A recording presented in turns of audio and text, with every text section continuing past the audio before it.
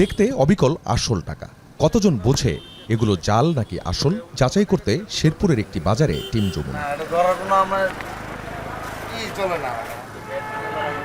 এইখানে এই টাকাটা জাল ছিল। এটা কি বুঝার কোনো বুঝতে পারছেন আপনি? বুঝিনি, এটা 2 নম্বর টাকা। বুঝার কোনো উপায়ই নাই, বুঝার কোনো উপায়ই নাই। দেখেন কিভাবে বুঝবো এটা?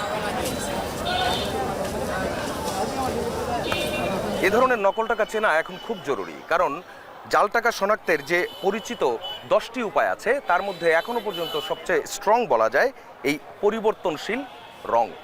বর্ডার ক্রস করে যেই টাকাগুলো ঢুকছে সেই জাল টাকাগুলোতে এই ফিচারটাও পাওয়া যাচ্ছে।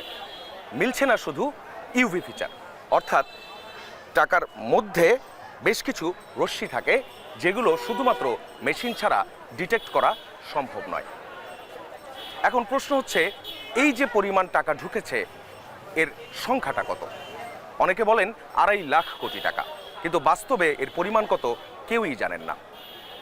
এখন সবাইকেই সচেতন হতে হবে, না হলে ওই শাহিনা বেগমের মতো আপনিও হতে পারেন নিঃস্ব, আর রাষ্ট্র পড়তে পারে মহা বিপদে, অর্থনীতি পড়তে পারে এক সংকটের মুখে।